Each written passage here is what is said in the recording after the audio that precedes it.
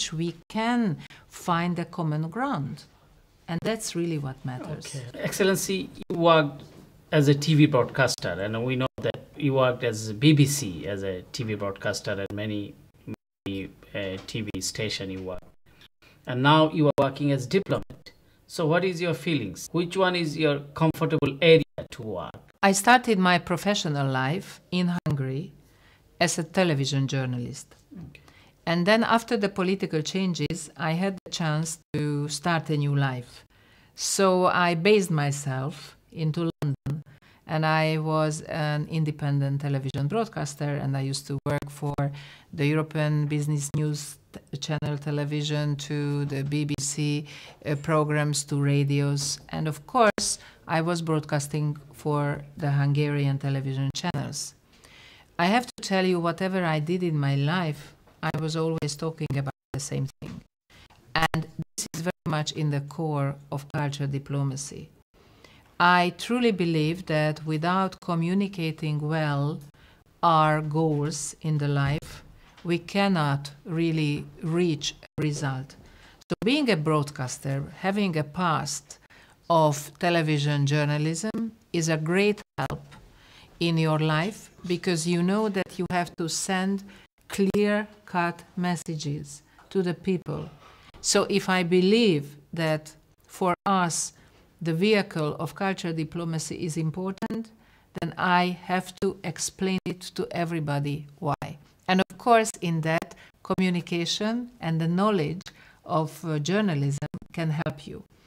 Another aspect which I would like to say is that if you are a journalist in your heart, then you see immediately everything from at least two sides, or even from different sides.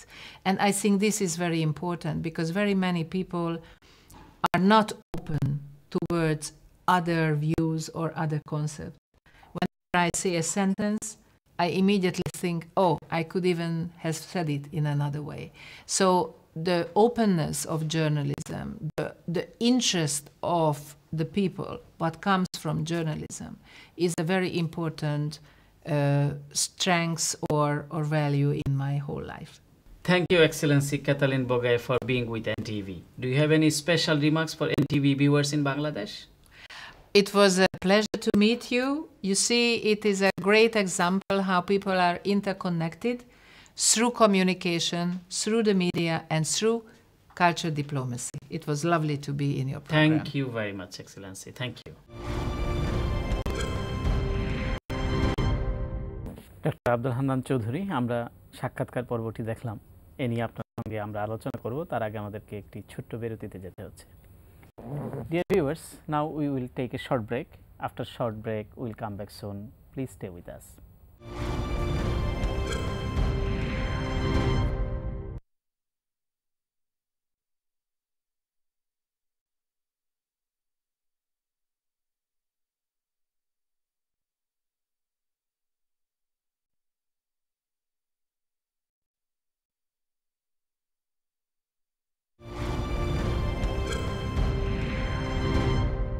Thank you very much, viewers, for being with Hello Excellency. G, doctor Chowdhury যেটি ambassador Katalin বলছিলেন, ইউনেস্কোর কর্মকাণ্ড এবং বাংলাদেশের সঙ্গে তার সম্পৃক্ততা, এবং সবচেয়ে বড় যে বিষয়টি হচ্ছে যে শিক্ষা এবং সংস্কৃতিতে ইউনেস্কোর যে পৃষ্ঠপোষকতা, এবং আমাদের গর্বের বিষয় যেটি হচ্ছে যে আমাদের ভাষা দিবসকে একটি আন্তর্জাতিক মাতৃভাষা দিবসের যে স্বীকৃতি, সেটিও কিন্তু ইউনেস্কো কর্তৃক। আপনি বিষয়গুলোকে কিভাবে দেখছেন? হ্যাঁ, অ্যাম্বাসেডর এর বক্তৃতা থেকে আমাদের অনেক শিক্ষণীয় আছে। আমি যদি ওনার পুরো সাক্ষাৎকারটাকে দেখি, প্রথমত উনি একটা মেসেজ দেওয়ার চেষ্টা করেছেন। First of all credit goes to Bangladesh, যে বাংলাদেশের ভাষা আন্দোলনকে ঘিরেই আমরা কিন্তু একটা আন্তর্জাতিক মাতৃভাষা দিবস পেয়েছি, যার জন্য সম্পূর্ণ কৃতিত্ব বাংলাদেশের। এবং এর মধ্য দিয়ে যে মেসেজটা আমরা দেশ, জাতি এবং সারা বিশ্বময় ছড়িয়ে দিতে পারি, সেটা হচ্ছে গিয়ে যে ভাষা জন্যে আমরা একটা আন্তর্জাতিক দিবস পেলাম সেটা নয়, মূল বিষয়টা হচ্ছে যে সমস্ত ভাষাভাষীর লোকজনের প্রতি আমাদের সকল অর্থে শ্রদ্ধা থাকতে হবে। সে কারণে যদি কোনো একটা জনগোষ্ঠী কোনো একটা দেশে বা কোনো একটা স্থানে যদি সে খুব ইন্ডিজিনিয়াস অথবা অ্যাবরিজিনাল পপুলেশন হয়, তার ভাষা রক্ষার দায়িত্ব কিন্তু বড় ভাষাভাষী বা সংখ্যাগরিষ্ঠ ভাষাভাষীদের রয়েছে। আমাদের দেশের মতো দেশেও কিন্তু আমরা জানি যে অনেক আদিবাসী ভাষা রয়েছে।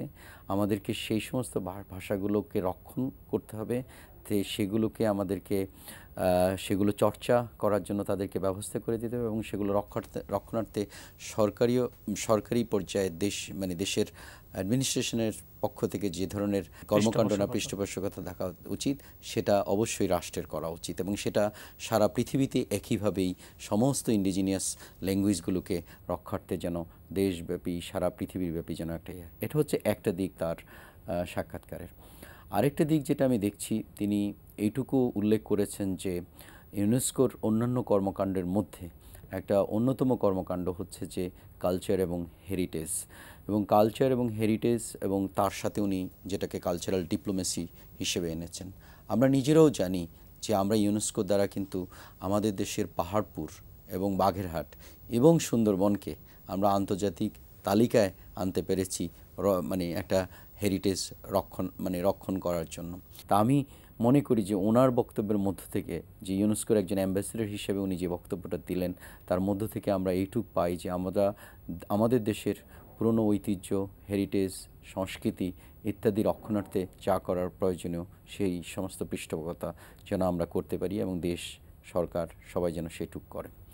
তৃতীয়ত, উনি একজন হাঙ্গেরিয়ান হিসেবে যে কথাটা বললেন, যে আমি নিজেও কিন্তু কিছুদিন আগে হাঙ্গেরিতে ঘুরে এসেছি, হাঙ্গেরির বুদাপেস্ট থেকে। অদ্ভুত সুন্দর দেশ এবং এরা জানে যে কীভাবে তাদের নিজেদের ঐতিহ্য, হাজার হাজার শত শত বছরের ঐতিহ্যকে ধরে রাখতে। আমাদেরও উচিত কিন্তু সেসব জায়গাগুলো থেকে লার্নিং নিয়ে আমাদের নিজস্ব যে সমস্ত ঐতিহ্যের জায়গা আছে সেগুলোকে সংরক্ষণ করা। এবং কালচারাল ডিপ্লোমেসির উপরে উনি যে গুরুত্বটা দিয়েছেন, আমি মনে করি আমাদের দেশে এটার যথেষ্ট গুরুত্ব রয়েছে।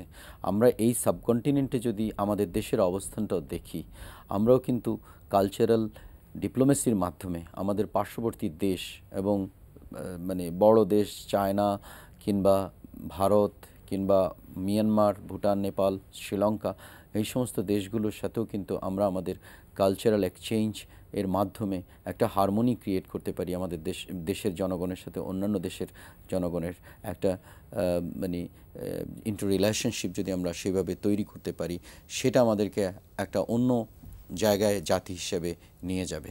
উনি ওনার বক্তব্যের শেষে কিন্তু আইসিটি বা কমিউনিকেশন টেকনোলজির কথাও বলেছেন। উনি বলেছেন খুব এমফেসিস দিয়ে যে আজকাল এই ইনফরমেশন কমিউনিকেশন টেকনোলজির যুগে এখন সবচেয়ে বেশি সম্ভব কালচারাল হেরিটেজ ধরে রাখা, ডিপ্লোমেসি রক্ষা করা, কিংবা আমরা যদি নিজে অন্যের প্রতি শ্রদ্ধাশীল হই, অন্যের কালচারের প্রতি, অন্যের রিলিজিয়নের প্রতি, অন্যের ধর্মের প্রতি, অন্যের অনুভূতির প্রতি যদি শ্রদ্ধাশীল হই, তাহলে কিন্তু আমরা নিজেরাও অনেক বড় হব এবং জাতি হিসেবে আমরাও কিন্তু অনেক এগিয়ে যাব। ইউনেস্কো আর কি ভূমিকা রাখতে পারে মানুষের সঙ্গে মানুষের বন্ধন রচনায়, এক দেশের সমাজ ব্যবস্থার সঙ্গে অন্য দেশের সমাজ ব্যবস্থা? আমি মনে করি যে ইউনেস্কো রাইটলি পয়েন্ট আউট করেছে যে কালচারাল ডিপ্লোমেসিটা একটা মাধ্যম এবং এই মাধ্যমটাকে তারা যদি আরও জোর দিয়ে সেটার বিস্তার ঘটায়, আমার বিশ্বাস যে আমাদের আজকের পৃথিবীতে যে জাতিগত বৈষম্য, যে সমস্ত কারণে দেশ সমাজ কিংবা আমাদের মধ্যে বৈষম্যের সৃষ্টি হচ্ছে, সেগুলো কিন্তু আরও অনেক বেশি মিনিমাইজ হয়ে যাবে আমার বিশ্বাস। উনি আরেকটা মূল্যবান কথা আপনাকেও বলেছে, যদিও সেটা ওনার নিজের ক্যারিয়ার একজন জার্নালিস্ট হিসেবে এবং একজন জার্নালিস্ট হিসেবে উনি বলেছেন যে কোনো কিছুর দুইটা দিক দেখার একটা সুযোগ আছে। আসলে আমি মনে করি শুধু জার্নালিস্ট না, একজন প্রকৃত মানুষের কিন্তু প্রতিটা জিনিসের দুটো দিক এবং সার্বিকভাবে একদম 360 ডিগ্রি পুরোভাবে দেখার কিন্তু যখনই স্কোপ হবে, তখনই কিন্তু আপনি দেখবেন যে সমাজের সমস্ত কিছুর বৈষম্যতা সব কিছু কমে আসবে। কারণ আমাদের মধ্যে আমরা অনেকেই কিন্তু একপেশি চিন্তা করি, আমরা সিঙ্গেল ডাইমেনশনাল চিন্তা করি বলেই কিন্তু আমাদের আশেপাশের সমস্যা কোনো কিছুই কিন্তু আমরা সমাধান করতে পারছি না, বিকজ আমাদের থট প্রসেসটাই হচ্ছে single dimensional. Rather than single dimensional, আমাদেরকে একটু মাল্টি ডাইমেনশনাল ওয়েতে চিন্তা করতে হবে যে ইয়েস, এই কথাটার বা এই যুক্তিটার অন্য একটা কাউন্টার যুক্তিও থাকতে পারে, এবং সেটাকে আমি ইকুয়ালি নেব আমার টেবিলে আলোচনার জন্য, তারপরে আমি সেখান থেকে একটা সমাধানের জন্য ফিরে আসব। অসংখ্য ধন্যবাদ ডক্টর হান্নান চৌধুরী আমাদের এই আলোচনায় সম্পৃক্ত হবার জন্য। আপনাকে অসংখ্য ধন্যবাদ আমাকে আমন্ত্রণ জানানোর জন্য। সুপ্রিয় দর্শক, আমরা এতক্ষণ আলাপ করছিলাম আমাদের ভাষা, সাহিত্য, সংস্কৃতির একটি আন্তর্জাতিক প্ল্যাটফর্ম ইউনেস্কো এবং তার কর্মকাণ্ড নিয়ে।